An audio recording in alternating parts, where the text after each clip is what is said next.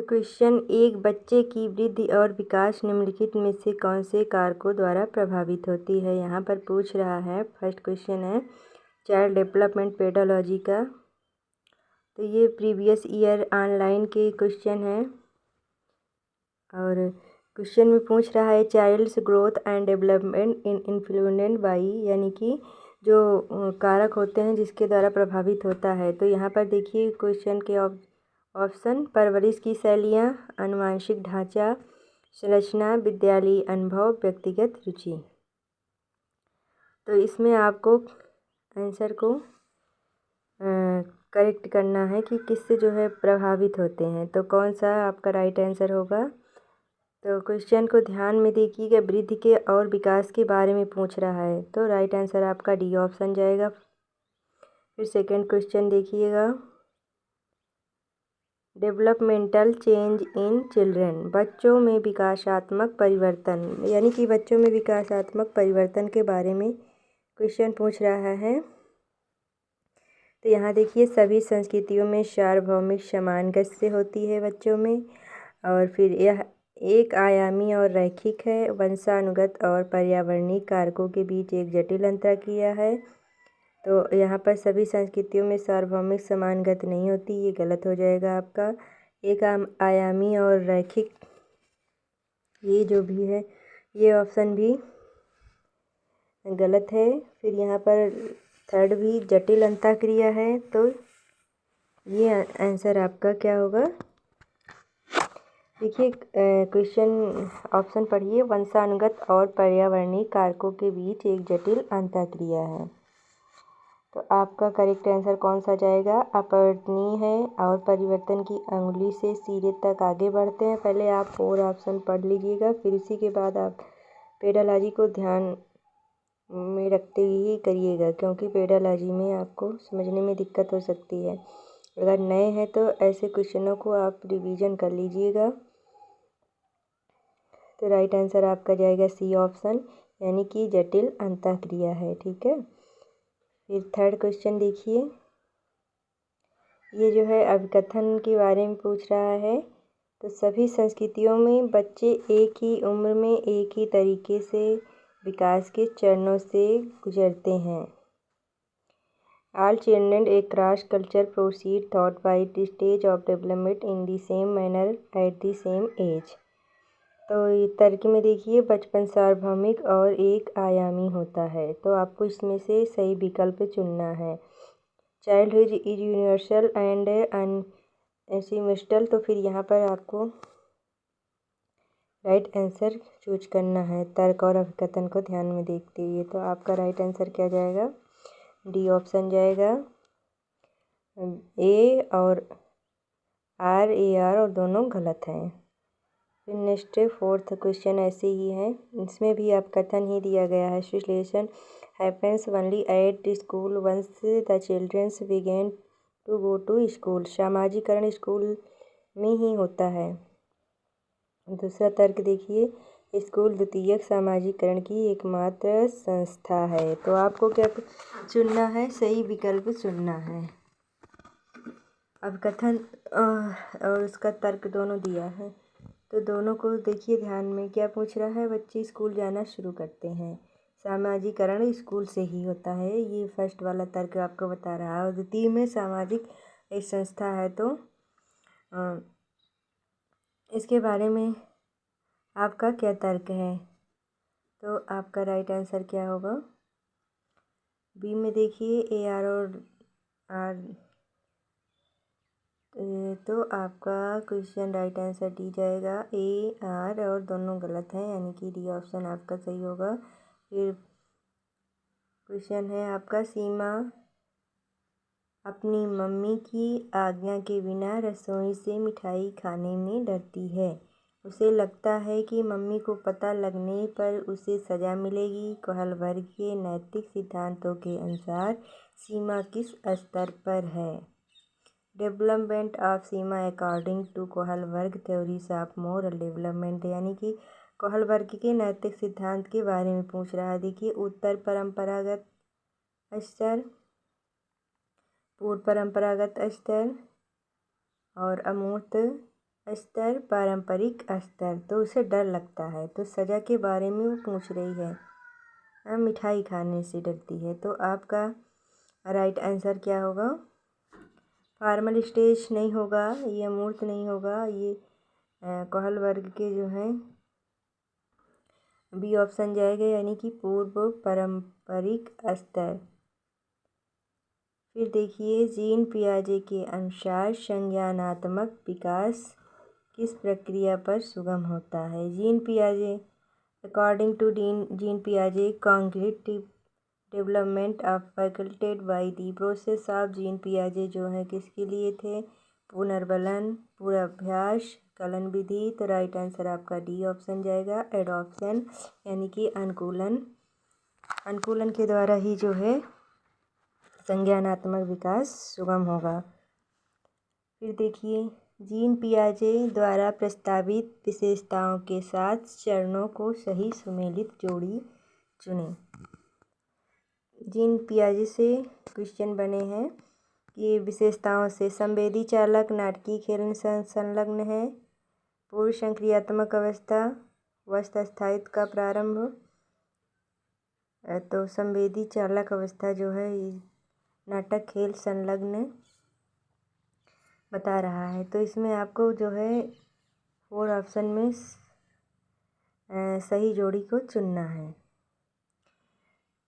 तो देखिए, तो ये गलत हो जाएगा। संवेदी चालक में वो जो है नाटकीय खेल कहाँ खेलेगा? फिर पूर्व संक्रियात्मक देखिए, वस्त स्थायित्व का प्रारंभ, प्री ऑपरेशनल में जो है ऑब्जेक्टिव, यानी कि संवेदी चालक, ये भी नहीं होगा। अस्थायित्व उसको प्राप्त कब होगा? संवेदी में। ठीक है। फिर यहाँ पर मूर्त संक्रियात्मक क्रियाओं का मानसिक तौर पर परिवर्तन में सक्षम, अमूर्त संक्रियात्मक अवस्था में परिकल्पित निगमनात्मक तर्क में सक्षम। तो मूर्त संक्रियात्मक में मानसिक तौर पर परिवर्तन पूछ रहा है, तो मानसिक तौर पर उसका जो है परिवर्तन नहीं होता मूर्त संक्रियात्मक में। अमूर्त में जो होता है परिकल्पित और निगमनात्मक तर्क में वो सक्षम हो जाता है। अमूर्त अवस्था जो होती है 14 वर्ष की।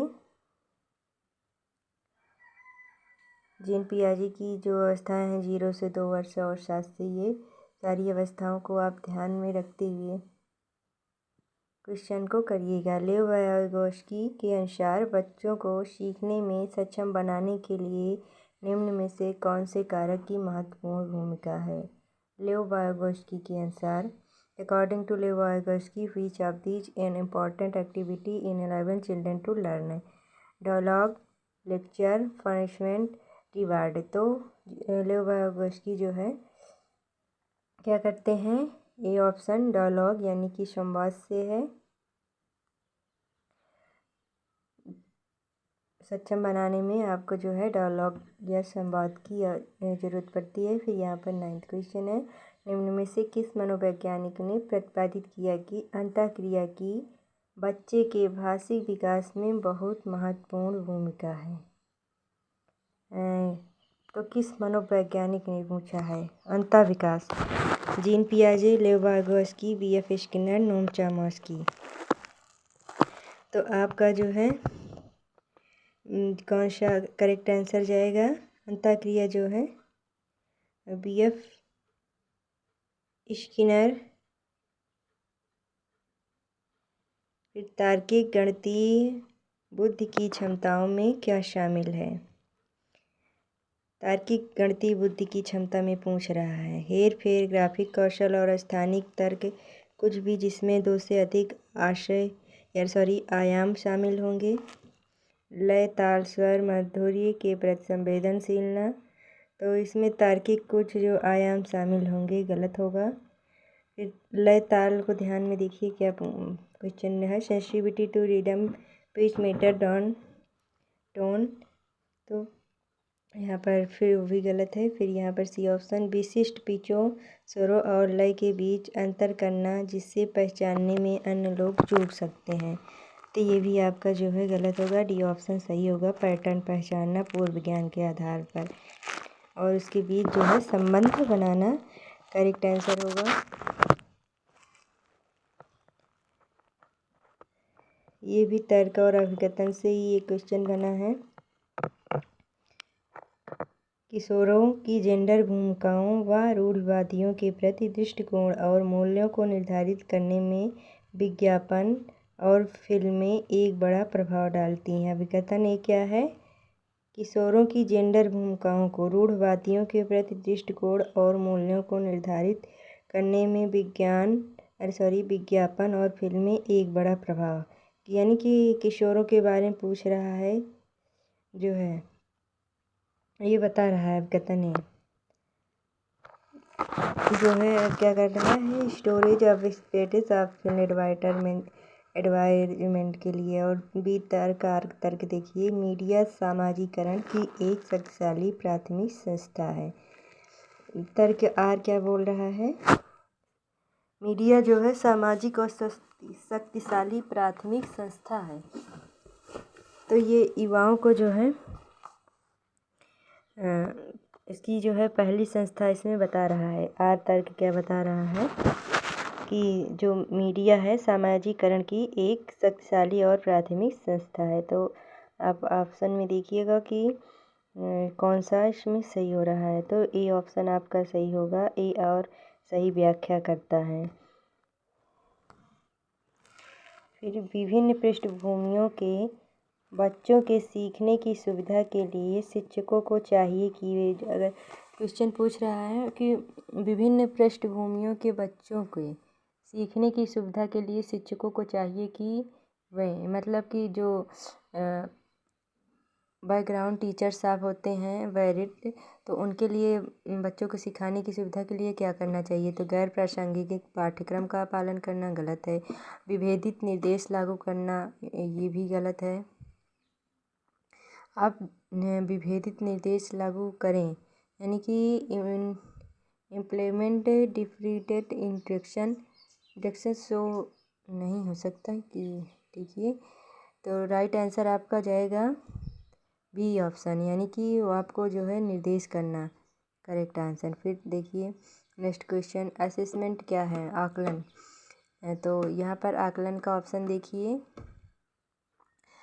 को, यानी कि should direct learning and what has to be assessed should determine what is to be taught. तो को अधिगम को किस दिशा देनी चाहिए कि किसका आकलन करना है, इससे निर्धारित होना चाहिए कि क्या पढ़ाना है। अधिगम के बारे में बता रहा है कि किस दिशा को देनी चाहिए। तो यहाँ पर सीखने से नहीं जोड़ा जाना चाहिए क्योंकि अलग अलग प्रक्रियाएं होती हैं। और नेक्स्ट ऑप्शन आप देखिए, और सी ऑप्शन में क्या बता रहा है, बच्चों को समान क्षमता समूहों, धीमे सीखने वाले बुद्धिमान बच्चों के पृथक समूह बनाने के लिए इस्तेमाल किया जाना चाहिए। तो ये भी करेक्ट आंसर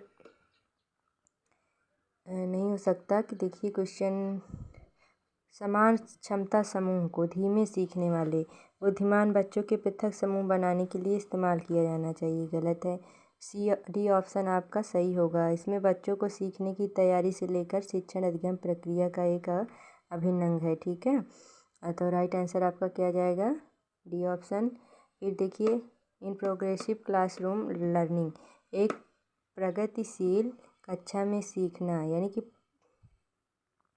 जो एक प्रगतिशील कक्षा होती है उसमें बच्चे कैसे सीखते हैं? व्यक्तिवादी और निष्क्रिय हैं, सक्रिय और सामाजिक हैं। तो राइट आंसर आपका वी जाएगा। इसमें सक्रिय और सामाजिक होंगे तभी वो एक प्रगतिशील। फिर 15 क्वेश्चन, इसमें भी तर्क ए और आर के बारे में बताया गया है। शिक्षकों को बच्चों के मूल्यांकन के लिए तर्क जो है अभिकथन ए में बता रहा है, शिक्षकों को बच्चों के मूल्यांकन के लिए मानकीकृत पाठ्यक्रम और प्रक्रियाओं का पालन करना चाहिए। क्या करना चाहिए? मानकीकृत बता रहा है मूल्यांकन के लिए।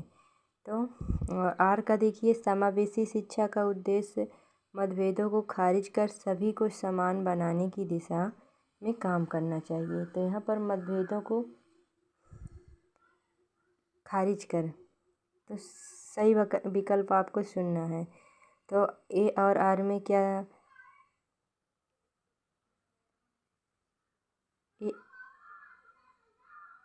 ए आर में राइट आंसर आपका होगा देखिए यहाँ पर।